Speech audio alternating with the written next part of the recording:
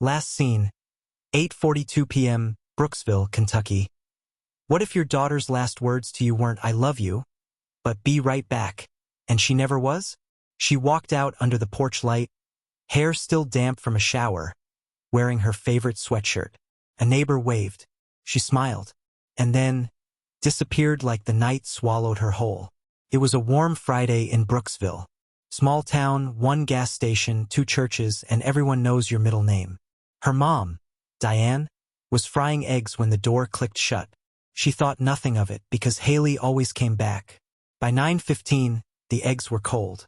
By midnight, Diane's hands were shaking as she dialed 911. And by morning, her name was on every local news alert. College freshman vanishes after short walk. Witnesses said they saw a blue pickup near the corner store around 8:50. Others swore they saw Haley talking to someone by the mailbox. But when detectives pulled footage from nearby cameras, the timestamp didn't match. The camera showed Haley leaving home at 8:42. The truck appeared at 8:37, 5 minutes before she left.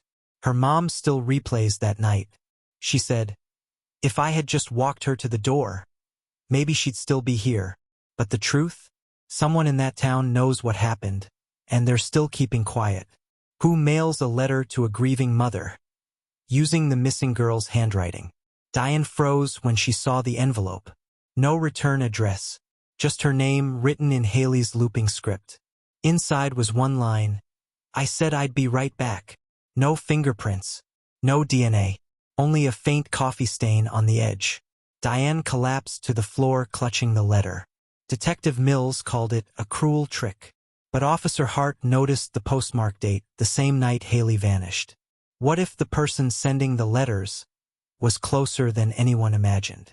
By Wednesday morning, another envelope appeared, slid under the front door, no stamp, no return address. Same handwriting as the first, but this one carried a faint smell of engine oil, sharp and unsettling. Inside, a short message, "You should have stopped me." No signature, just a smudge, dark, greasy, like a mechanic's glove. Main suspect, Tom Reyes, local mechanic. Detectives began asking questions. Neighbors whispered the same name, Tom Reyes. Quiet, unassuming, lived 2 doors down, worked nights, drove a blue pickup. He hadn't been seen at work since Haley disappeared. They found something behind his garage. Police went to his house. The garage door was open. Gasoline hung thick in the air. A mechanic's tools scattered across the floor. But what they found next would chill the town. Detectives stepped inside. The floor was streaked with dark smudges. Tools scattered, but one wrench was clean, placed as if left deliberately. A small workbench drawer was open. Inside, a folded scarf. It smelled faintly like her favorite perfume. No sign of Haley, but the surveillance camera from the street corner showed something strange. Tom had left that morning, carrying a box he never returned with. A clock on the wall read 8:17 a.m., and a single, muddy footprint led to the back door, then vanished. The GPS pinged one last time, 2.3 miles from Haley's apartment. Her phone was gone. Her car keys were still in her bag. Neighbors remembered a gray sedan parked unusually close to the curb. The driver didn't match Tom's usual routine. He claimed he was out running errands. Police found receipts in his car, all dated the day she disappeared. One was from a gas station, timestamped 8:45 a.m.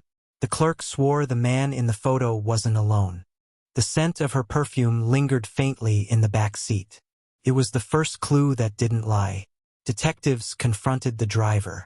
His story was precise, rehearsed, too precise.